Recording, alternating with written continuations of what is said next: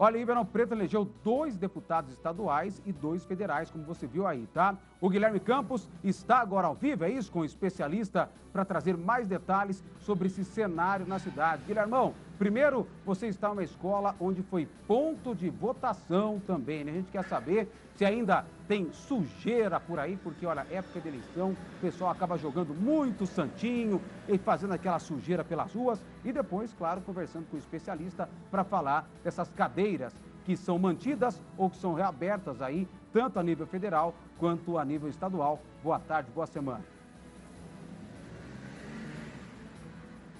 Boa tarde, Valentim. Boa tarde para todo mundo. Boa semana também para você, para quem acompanha o Balanço Geral. Por aqui não tem sujeira, viu, Valentim?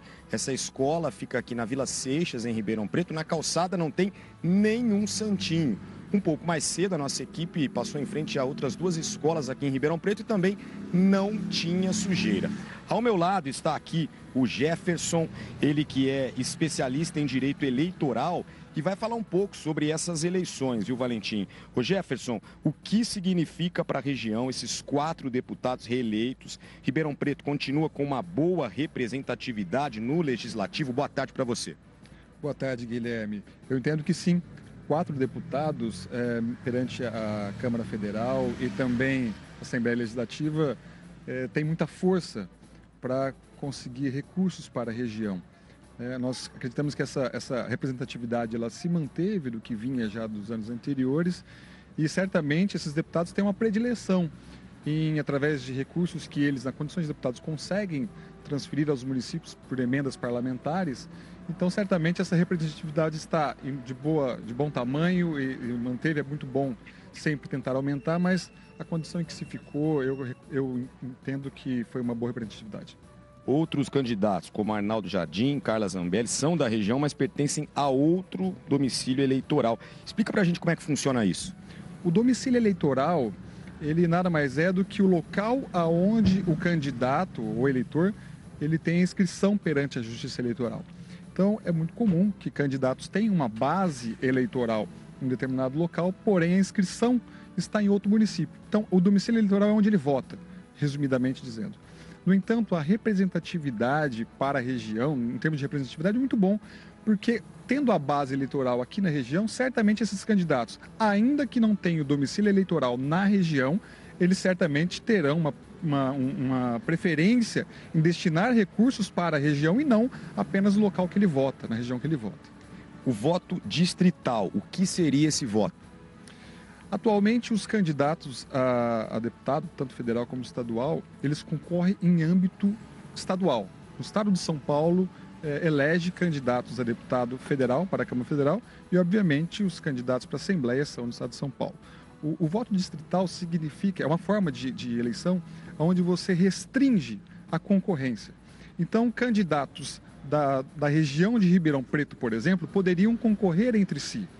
Isso faria com que candidatos de outros lugares mais longínquos do estado não concorressem com esses que são da própria região. É uma forma de se limitar e aumentar a representatividade da região perante o Congresso Nacional e perante a Assembleia Legislativa do Estado. Bom, como é que você analisa as eleições nesse primeiro turno, sem maiores ocorrências, dentro do esperado, muitas abstenções, né? Sim, a média de abstenção, ela se manteve em torno de 20%. Eu particularmente acreditava que as abstenções cairiam porque o envolvimento do eleitor nessas eleições, tanto através de redes sociais, mas também através no dia a dia, na cidade, essa polarização trouxe um maior engajamento dos eleitores. Mas a média se manteve. Em Ribeirão Preto nós ficamos na casa dos 22% de abstenções, então não houve nenhum número tanto para cima como para baixo que pudesse representar alguma surpresa. E esse segundo turno? Vem aí uma disputa bastante acirrada. Sim, a polarização que já veio do primeiro turno, ela agora naturalmente ela aumenta, porque nós teremos 2 candidatos, tanto a nível de candidatura para presidente da República, como também para governador do estado. Então a tendência é que esse acirramento e essa disputa aumente, né? Tanto pelos candidatos, certamente terão debates.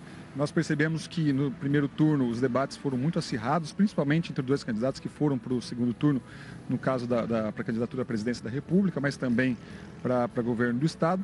Então, nós esperamos que o acirramento aumente, porém desejamos que a paz continue reinando como aconteceu no primeiro turno, apesar das expectativas que pudessem ter algo, expectativas ruins, né, que pudessem ter algum ato de violência, mas não tivemos, e esperamos que assim aconteça também no segundo turno.